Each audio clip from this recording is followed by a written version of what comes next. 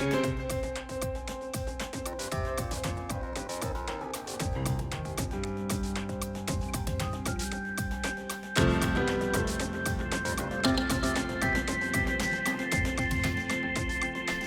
Medina, when Portugal's former government negotiated with the other Euro countries and the IMF in spring 2011 about emergency loans for the Portuguese state, how were the conditions and the targets for the adjustment program set?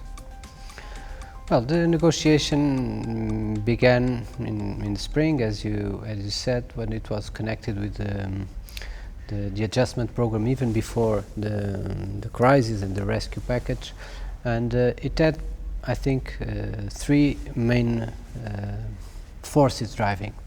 One of that, it was the strategy. Portugal had at that time, after the crisis, 2009-2010, a budget deficit with significance. The second force, I think, it was the idea in Europe about solving this crisis, that should be about deflating in the southern countries. So big steps on austerity, and a lot of an effort of idea of doing that was the main stream in Europe. And the third circumstance, it was about the level of debt. So the level of debt in Portugal at that time was more or less 90% of GDP. And I think there was a need in the defining of the targets just to arrange a situation of a quick,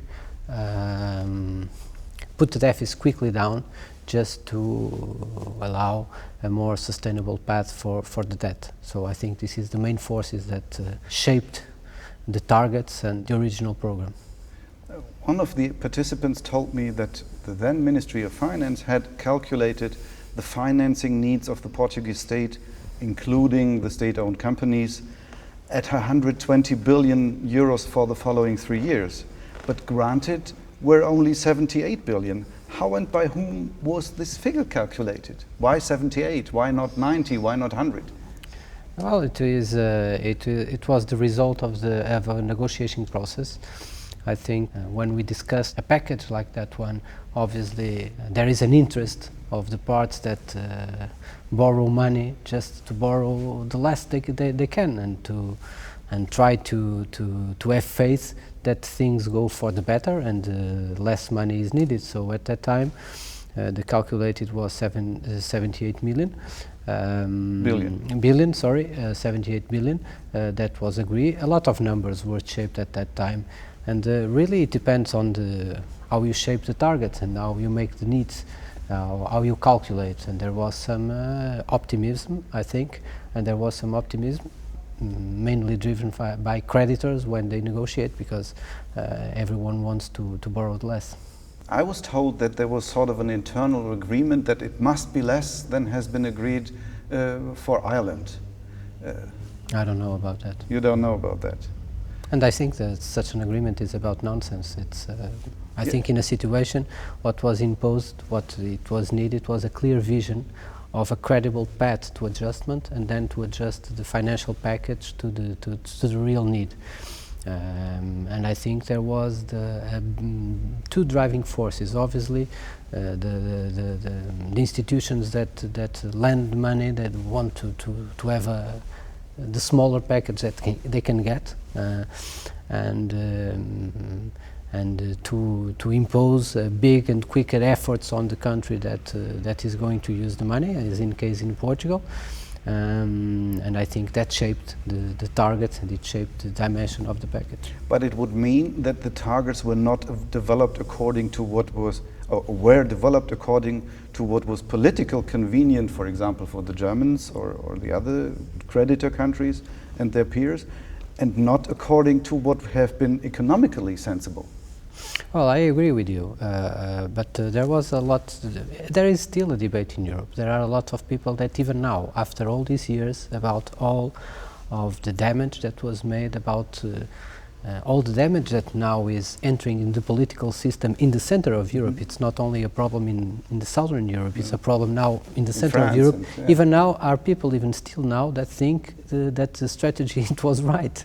And if you talk to some people at the European level, you still think, no, the problem it was that was not made enough effort, that we should continue, and should continue with the same, with more strength. I think the approach was wrong since the beginning, because the economy was very weak, and the economy in Europe was a mess. The banking system was not working, so there was no money to small, medium companies, to big companies. The credit markets were frozen. So in this weak situation, it was imposed a very big and quick austerity package when there was no other forces to compensate. If we make austerity on government, it could be made if at the same time you say, no, I have an external market that is growing fast. So you can shape and you can manage the downside in internal demand and the growing in external demand. In the case in Portugal, for instance, we make a very big adjustment that was required in domestic demand, but there was no external demand that was not growing to compensate. So the consequences were higher now at this moment, with very high unemployment, very weak growth, and unfortunately a very high level of debt, but much higher than it was. But didn't the case of Greece demonstrate very early that austerity would only exacerbate the recession, and by this increase the indebtedness? Yes, I think it should. Here in Portugal, in 2012, it became clear that the program would not work as expected. Shouldn't it have been the duty of the Troika to learn from this experience and change the course? I think so. I think in the beginning of the program, I was one of the persons that supported the idea that Portugal had a commitment that we have to try to make it in the terms that were signed. But in August 2012, it was clear to everybody that the program was completely missing the target. Domestic demand fell much quicker than was expected. The unemployment rose much more than was expected.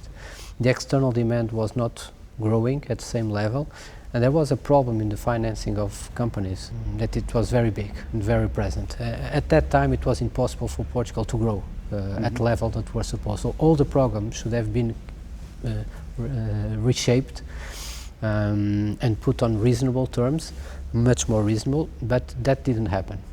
Small adjustments were made, it is true, but were adjustments that you made after the fact. So when we see that the deficit target was nothing to be accomplished, just in the end of the year you change the target. But if you don't make room for a change in the strategy, in the path of adjustment, what we had in 3 years, it was more of the same, and with the same results. What would it have meant to change the strategy? I think what could have been done? I think a lot of things should have been done. First of all, stop the extent of the contraction of domestic demand should have been much smaller. It was not possible for Portugal to have all the forces going in the same direction, because I repeat on this, we didn't have a strong external demand because Europe was in recession. Europe, so we trade mainly with Europe. The Eurozone, the euro, it is now even a strong currency, so it is not easy for us to export outside euro and grow very fast on those markets. So Europe was in recession, what was not expected in the beginning.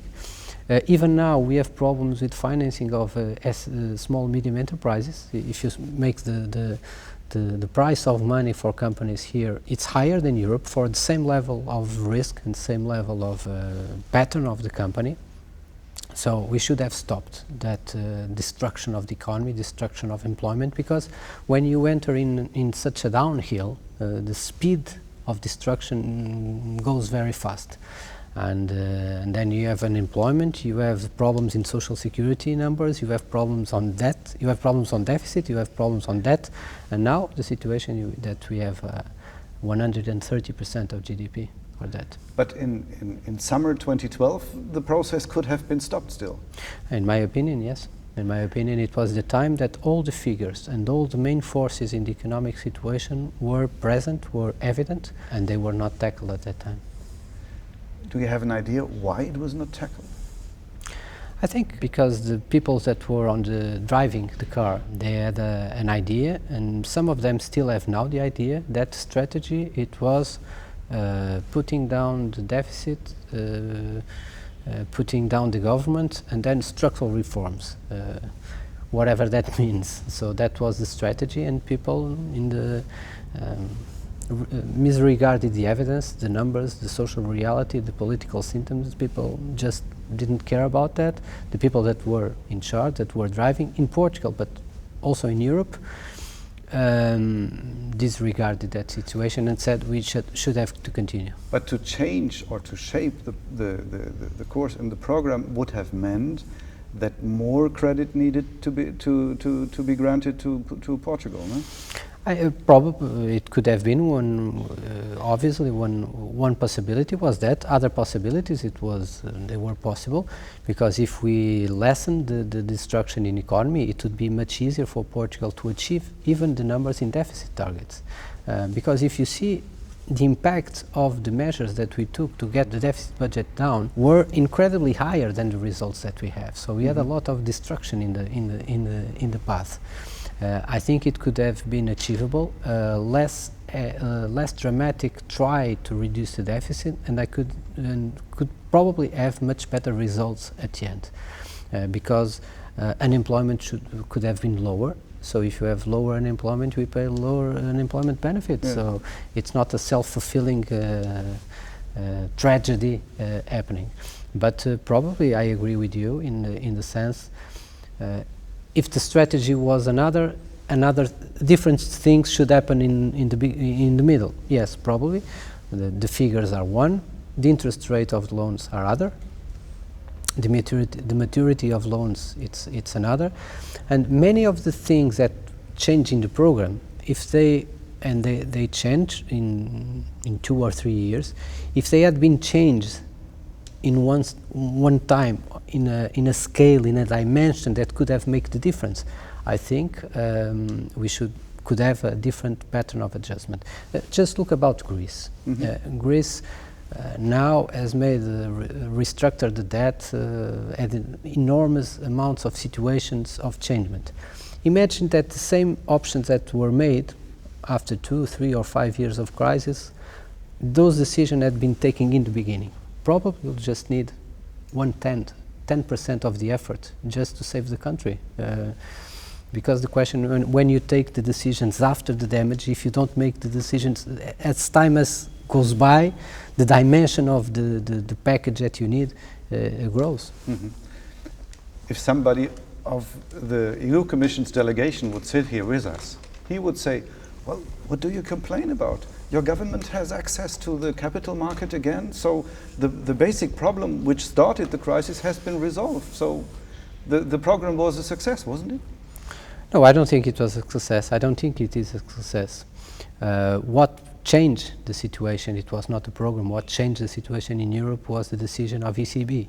When ECB said that changed the monetary policy regime, when it said that it was able to do what was needed to solve the crisis, that changed the situation, because that lowered the interest rates, that made a competition. Because investors no longer ran a risk of take losses with investment in sovereign bonds of Portugal, for example. And that lowered the risk on sovereign bonds, and it make another thing. The liquidity is so much spread and available, it's so high that there is a competition between assets, and naturally the sovereign debt in Europe is still much less riskier than others.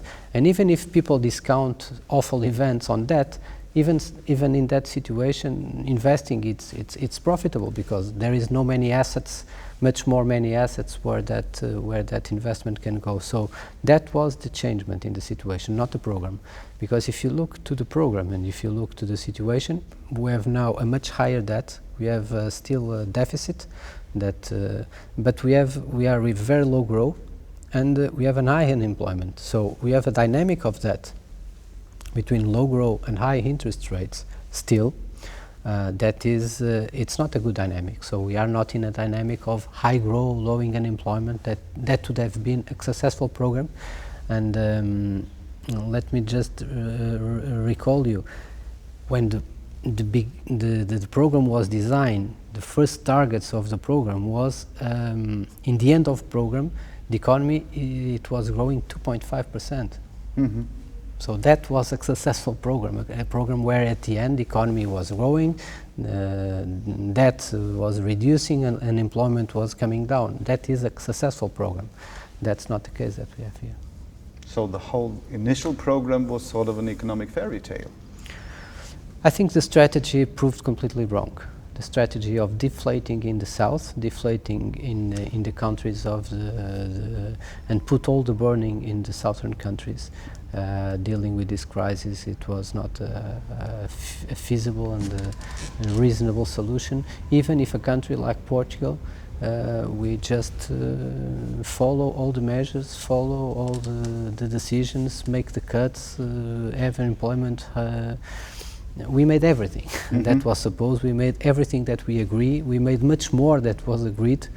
The Portuguese government made those decisions, many of them because they believed in the strategy, and even after that, the results are this. If you are right, that the main game changer was the announcement of Mario Draghi, ECB president, to do whatever it takes to stabilize the Eurozone.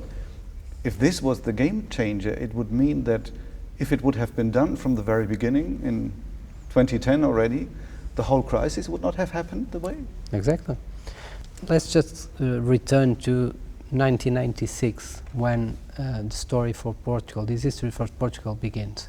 When we decided to enter in the Eurozone, Portugal had very low levels of debt, public and private.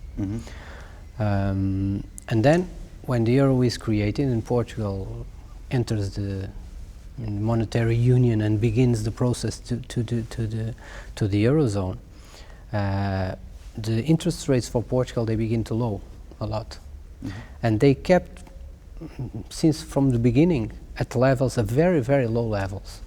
So in Portugal, public and private agents, and mainly private Portugal, the problem here in Portugal, it was not as many public debt, it was much more private debt. We begin to pile debt. As in Ireland. As in Ireland, exactly. The level of debt began to raise.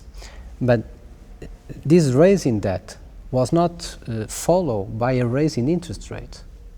We just kept very low interest rates. So the market just never signaled that there was a differentiation in risk. The countries was just suppose that we have a unique, robust monetary union. The markets thought like that, and the markets land in that perspective. So we just piled an amount of debt that if we have different interest rates, obviously no one could have raised money because we could not have paid the service of that. So if you compare, it's very interesting. Portugal changed the regime inside the Eurozone because the service of debt of Portugal didn't grow because the law of the interest rates allow the country to raise more debt. And what happened in the crisis in 2010, it was a break in the regime. When Angela Merkel said, and then when Merkel and Sarkozy said that, well, this is each one for himself? For himself. For a country that like Portugal, it was dramatic because the jump in interest rates, when you look at those interest rates applied to a level of debt, it's impossible to manage. So what in a difficult situation, there was a changement in the regime of the Eurozone. So we were a complete, unique, strong one. The market saw us like that. That regime was broken, and I think that regime was just begin to be fixed when Mario Draghi said the ECB is going to stabilize this. But in the meanwhile, we aggravate a lot of the problems. The problems are bigger, higher. The difficulties are still here, and we have to manage the situation. So the initial mistake was done by the German government? I think so. I think the decision of changing the regime in the middle of the crisis, it was a decision that I think that everyone now is regretting because it made costs to everyone much higher than other solutions at that time. I think now the Eurozone was not prepared for a crisis like this, and I think a more pragmatic approach to solving the crisis in 2009, 2010 could have made much better results and much less costs. And I think there was a changement in the regime, because the markets didn't see that it was each one for themselves. They didn't see that.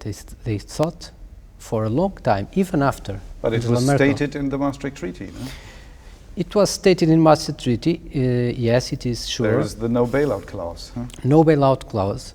It was in the Maastricht Treaty. There was also the no monetary finance of budget deficits. So the construction, if you tell me that in the beginning the monetary union was designed to different countries have different risks, yes, it is true.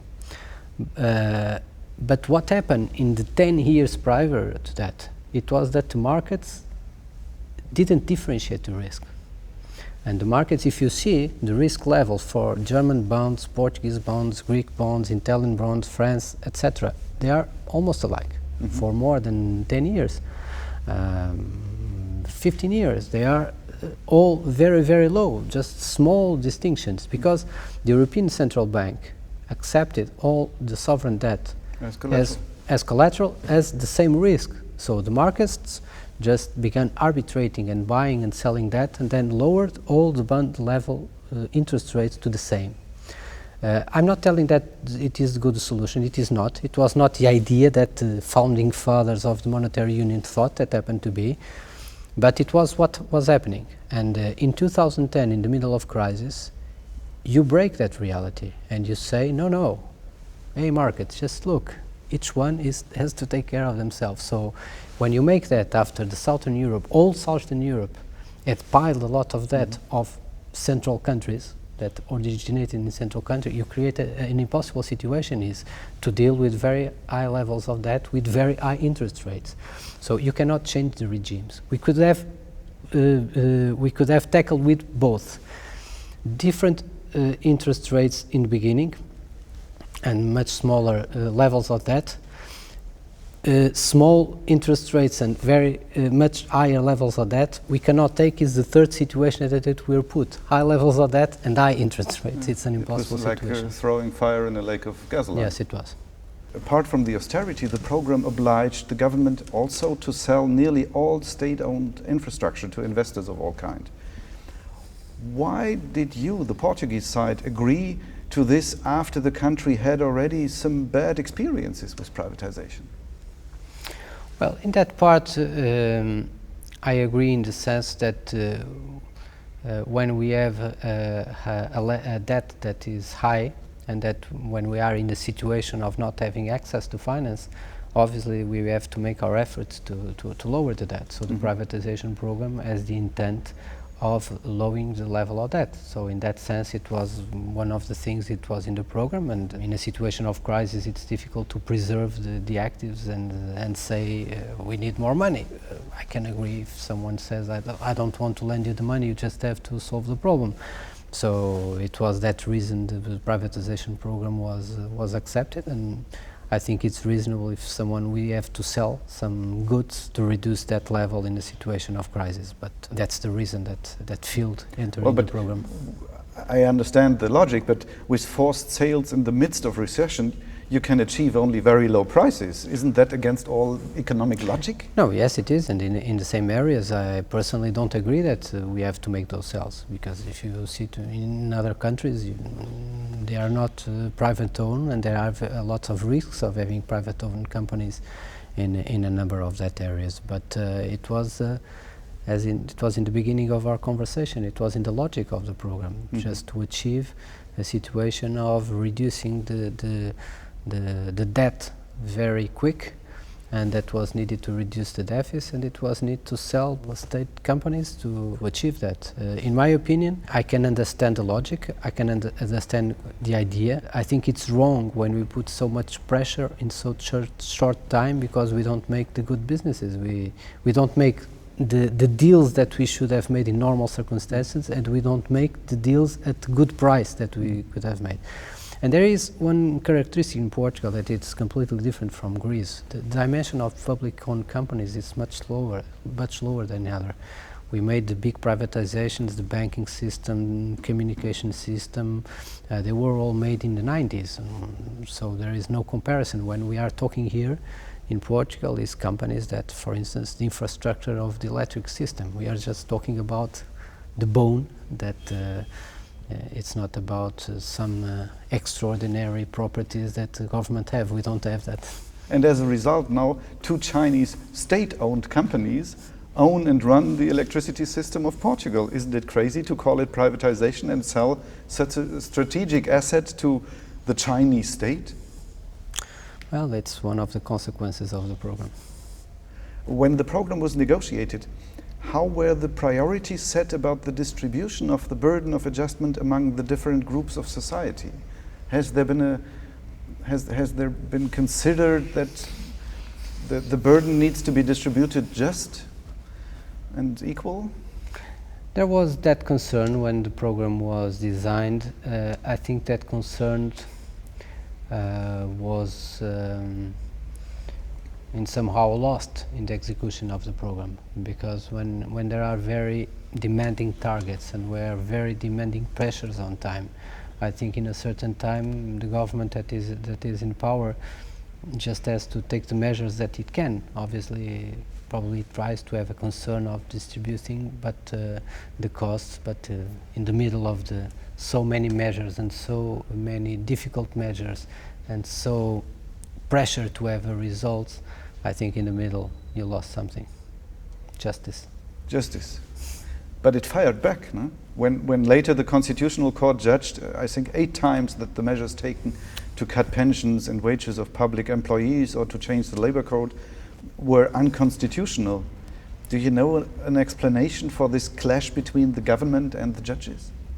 Yes, I know, because the Portuguese government decided that the big effort on the strategy should have been concentrated on 2 targets: public employees and retirement pensions.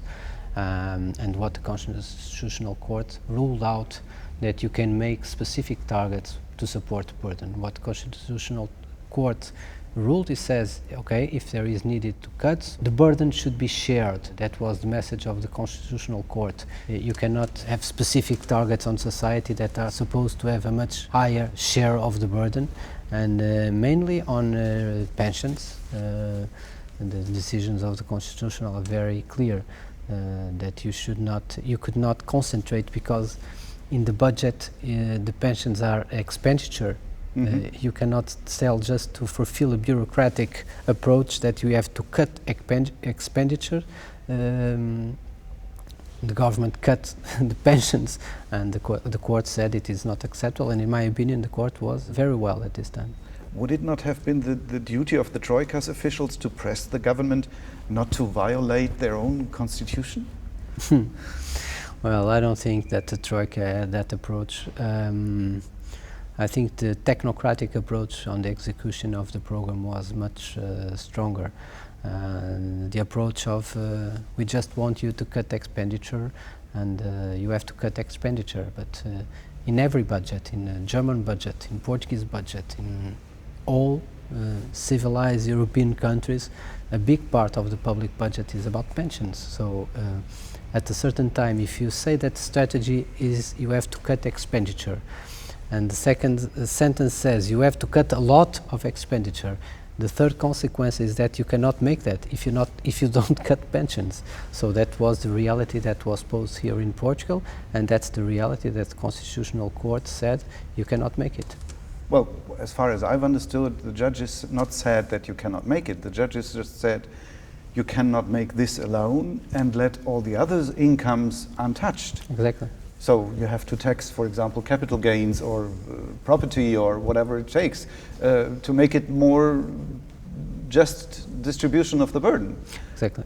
And this could have been done. What the court said is that you cannot make it on this dimension, on this size. I can recall you the dimension of the cuts on pensions and public employees' salaries were very big in the beginning.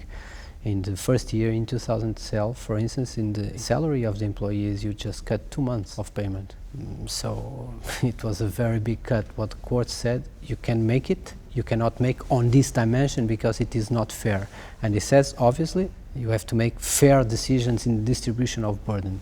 That's why measures of raising income tax, for instance, are much fairer than cuts, because if you raise taxes or income taxes on capital, and income tax don't discriminate the source of income. If you have a salary, or if you have pensions, or if you have rents, or if you have what other sources of gains. So, but the problem is when you design the program and you have an ideology of the solution is about devaluating, and it's about cutting budget, and it's about structural reforms. So it was a fixed idea that you should solve this crisis like this. No matter what happened in Europe, no matter what happened in external demand, no matter what happened in financial markets, the main driving forces was these two, cutting budget and then structural reforms. And in the area of cutting budget, the main forces, it was precisely about reduce expenditure. And you can ask, why was this?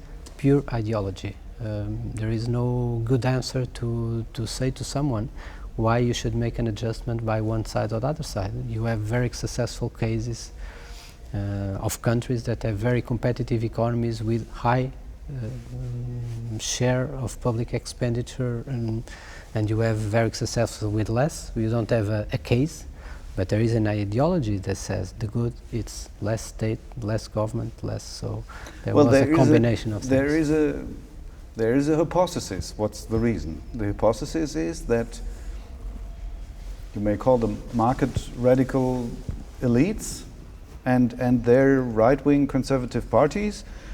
They seized the opportunity and made a joint venture with the creditors' countries' institutions in order to enrich domestic and foreign investors. Well, do you agree? I think there was clearly an opportunity that was seen by some ideologists and some radical approach in the sense that you talk, and to use these kind of programs as an opportunity to put an agenda that had nothing to do with a sensible approach to solve the crisis. As I see it, in a crisis like the Portuguese one, like the Eurozone crisis, obviously it was not possible for a country, realistic in 2010, a country to say, no, we need a solution that allow Portugal to stay with a very high budget deficit. It was not possible, it was not sensible. We needed a strategy to reduce the deficit and to target the growth on that. But a sensible approach would say, what are the tools that I need to drive the economy to achieve this result? What we had, it was not this approach. This approach was substituted by a radical approach to say, hey, let's use this momentum and try to squeeze the state and put the efforts on structural reform, whatever that means, because no one really knows when you compare, when you see it on the concrete side. It looks a bit like a huge experiment with a living society. Yes, in certain dimensions it was, and it was in certain dimensions. And the worst part of this is that we passed the experiment and the experiment failed, in the sense that we should have been submitted to a liberal experiment, but a liberal experiment in the context of a very complex crisis, it failed. Because it was, if we had a normal situation, the ideological debate, I think it's in democratic societies, we have liberals, we have left-wingers, we have radicals in the right, we have radicals in the left. Well, it's normal that we have the debate, that we have different solutions, that we have, and countries experiment different things. I think normal, it's the reality in democratic states. The question, the big problem in this time, the concrete time that we have, is that we had a radical experience in a moment of a very, very difficult and complex situation. It was Experiment, about not experience. Experience. In the experiment, in a very complex moment. That was a very, very complex crisis. Because the Eurozone was not prepared for this crisis. We don't have a currency now, so we lack instruments to deal with certain types of this type of crisis. So in this precise time we needed a very, very careful approach, a very realistic approach, a very careful one, just to care with the social balance and the economic balance. It was the worst possible time for radical approaches. left wing, right wing, for radical approaches. It was the worst time, but we had it. As you already mentioned, 3 years later, the Portuguese sovereign debt is ever higher than ever, 130% nearly. And many Portuguese are much poorer, and the EU Commission and the government still demand ever more cuts and austerity. What will this mean for Portugal's future? I think this strategy has to change. I think that... But in case it continues, what will I don't think it can continue. Because... But that's what the Commission says. Well... If you read the last review, they say go on and make further cuts. Yes, but I think if Europe does not learn anything of the last European elections, I think that we are doomed, realistic. Because what elections told to everyone, that this is a problem that is undermining the European Union in the base. The European Union is a project not only of peace, but a project that allowed everyone to fulfill their national interest. It is a construction where everyone shares and everyone feels that is sharing a development project and a prosperity project, and a project that goes forward, that allows people to live their lives, that allows people to reach their potential, to have more opportunities, to have new frontiers to discover. That's Europe. That's why we enter Europe. That's why you are here now in a country that for many years it was the country that where Europe had better image. Portugal loved Europe because it has to be with our history. After the revolution in 1974, Mário Soares made of entering the European Union, it was the anchor to democracy, it was the anchor for the development process here in Portugal. The strategy of Mário Soares and strategy in Portugal was at that time the European Community. It was the dream, and it was the place where we should anchor our prospects. I recall you that Portugal in '74 still had colonies. We were the country that least spared colonies and make independent states just in '74. So it was a very dramatic process of changing the situation. We ended dictatorship at that time, and Europe was that place, was that dream where everything was supported. And after the entrance in the European Union, there was an incredible development in process in Portugal, related to be an European Union member. And that's why the image of Europe is so important, so good. I think the Portuguese, we made good since the beginning in the European Union.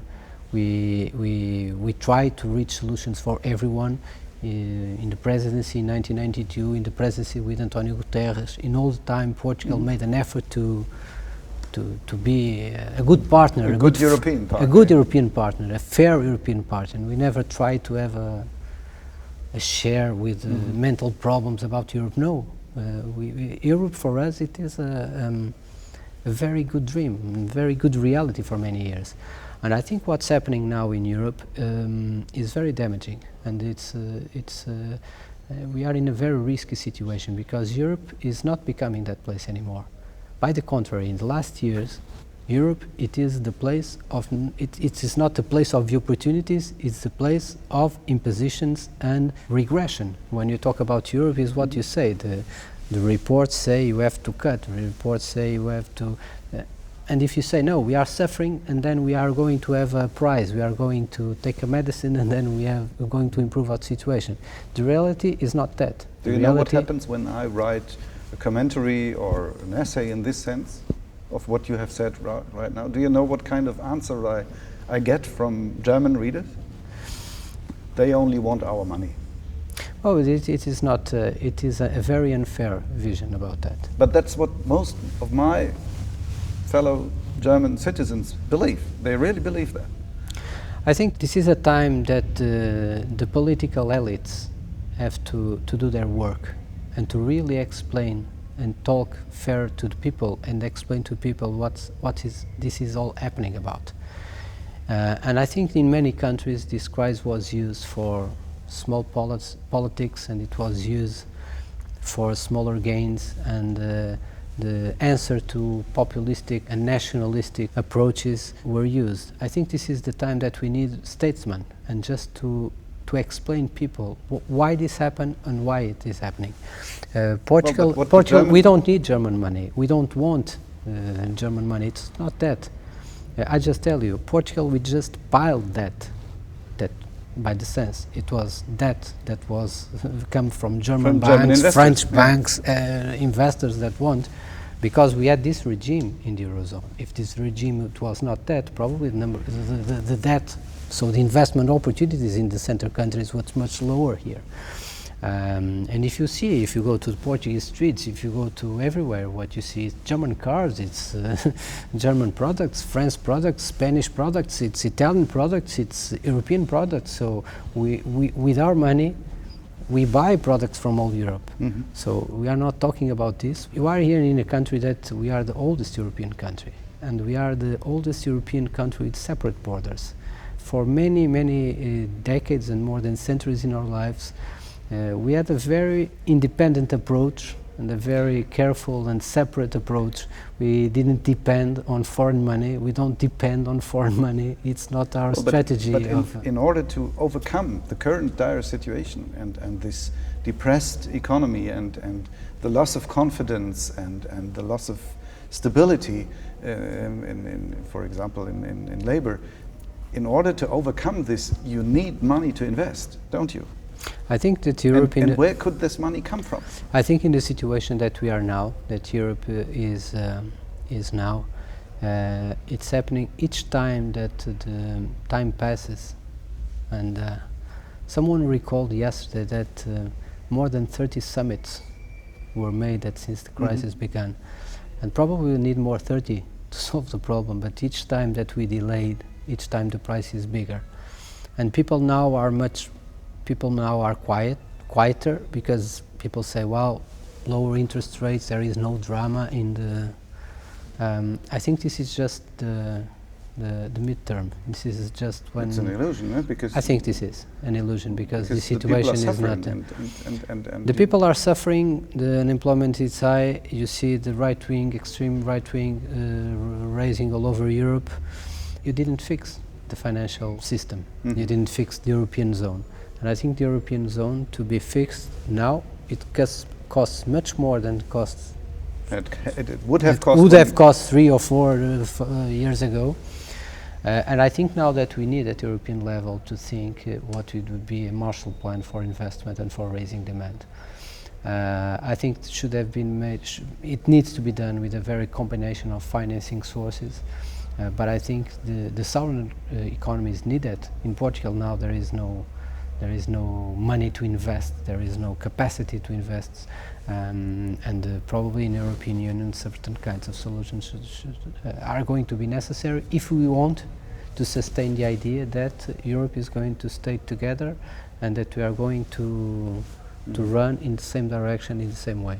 I beg your pardon to insist on this, but I have to have in mind what is German mainstream thinking. Yeah?